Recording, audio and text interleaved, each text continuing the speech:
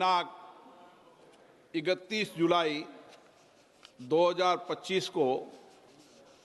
श्री रविशंकर प्रसाद और सदन में प्रतिपक्ष के नेता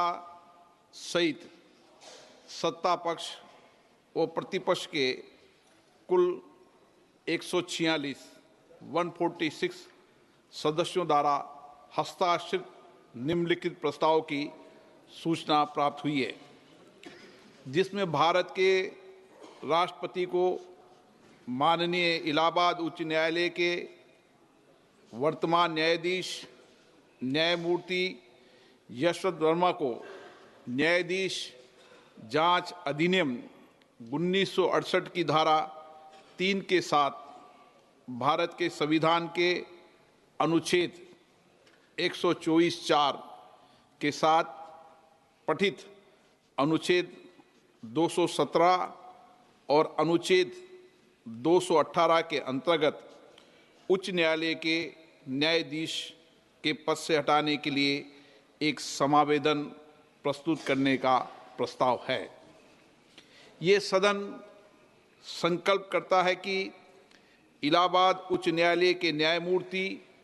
यशवंत वर्मा को उनके निम्नलिखित कदाचार के लिए पद से हटाने के लिए महामहिम राष्ट्रपति जी को एक समावेदन प्रस्तुत किया जाए।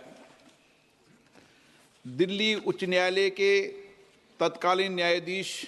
न्यायमूर्ति यशवंत वर्मा वर्तमान में इलाहाबाद उच्च न्यायालय के न्यायाधीश के सक्रिय और कब्जे में नई दिल्ली स्थित 30 तुगलक क्रिसेंट परिसर में आग लगने के कारण अस्पष्टीकृत नकदी की बरामदगी के संबंध में भारत के सर्वोच्च न्यायालय द्वारा सार्वजनिक किया गया विवरण हमें 15 मार्च 2025 की सुबह 30 तुगलक क्रिसेंट नई दिल्ली से जली हुई नकदी धन मलबे को हटाने के संबंध में साक्ष्य की भी जानकारी है। हमने न्यायाधीश जांच अधिनियम 1968 के सामान्य प्रावधान और विशेष रूप से उसकी धारा 3 के प्रावधानों का अध्ययन किया है और हमें उनके बारे में परिचित कराया गया है। हमने न्यायाधीश जांच अधिनियम 1969 के प्रावधानों का भी अध्ययन किया है। हमें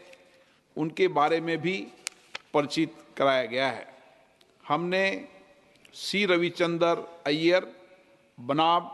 न्यायमूर्ति A.M. भट्टाचार्य एवं अन्य 1995 5 SCC 457 केस में भारत के उच्चतम न्यायालय द्वारा घोषित कानूनों के साथ साथ अतिरिक्त जिला एवं सत्र न्यायाधीश एक्स बनाम मध्य प्रदेश उच्च न्यायालय के मामले में दिए गए फैसलों से भी खुद को परिचित कर लिया है। 2015 4 SCC 91 और ये कि अतिरिक्त जिला एवं सत्र न्यायाधीश एक्स सुप्रभा के मामले में उक्त निर्णय को सामान्यता और विशेष रूप से पैरा 33 को पढ़ने पर ये स्पष्ट है कि दिल्ली उच्च न्यायालय के मुख्य न्यायाधीश ने न्यायमूर्ति यशवंत वर्मा के विरुद्ध शिकायत को गंभीर प्रकृति का पाया और उक्त निर्णय के पैरा 33 के तहत परिकल्पित इन हाउस प्रक्रिया का पालन किया। यह भी स्पष्ट है कि भारत के तत्कालीन मुख्य न्यायाधीश ने इस गंभीर एवं चौंकाने वाले घटना और तथ्यों पर विचार करने के बाद और न्यायमूर्ति यशवंत वर्मा की प्रतिक्रिया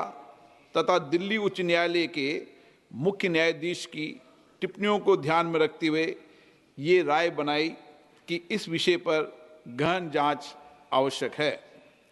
इसलिए भारत के तत्कालीन मुख्य न्यायाधीश ने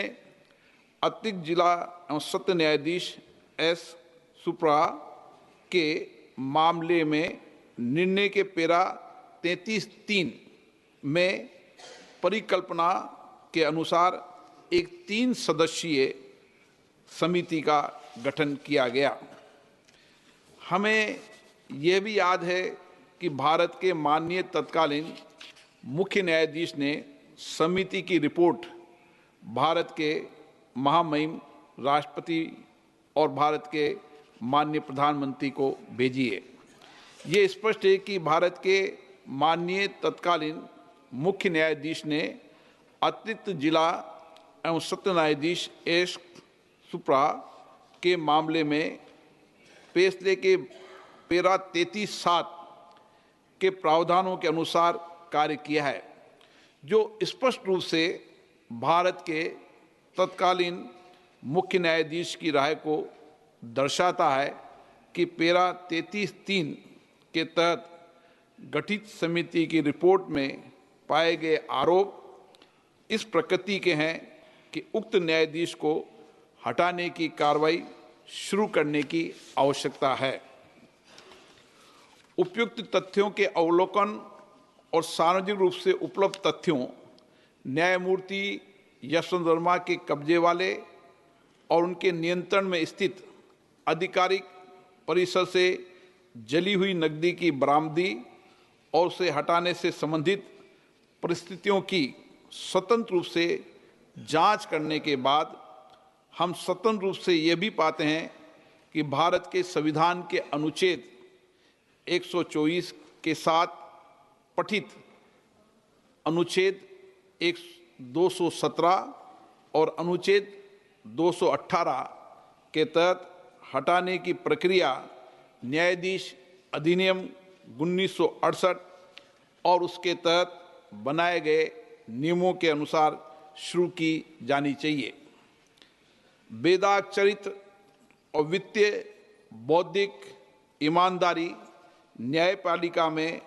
एक आम आदमी द्वारा रखे गए विश्वास की नींव है, और यह भी कि वर्तमान मामले से जुड़े तथ्य जो कि भ्रष्टाचार की ओर इशारा करते हैं, वो भारत के संविधान के अनुच्छेद 124 के साथ अनुच्छेद 217 और अनुच्छेद 218 के तहत कार्रवाई और प्रक्रिया के योग्य हैं, और संसद को इस विषय पर एक स्वर में बोलना चाहिए और देश के प्रत्येक नागरिक को सार्वजनिक जीवन में भ्रष्टाचार के प्रति जीरो टॉलरेंस के अपने संकल्प के बारे में एक स्पष्ट संदेश भेजना चाहिए। अतः हम भारतीय संविधान के अनुच्छेद 124 के साथ पठित अनुच्छेद 217 और अनुच्छेद 218 के अंतर्गत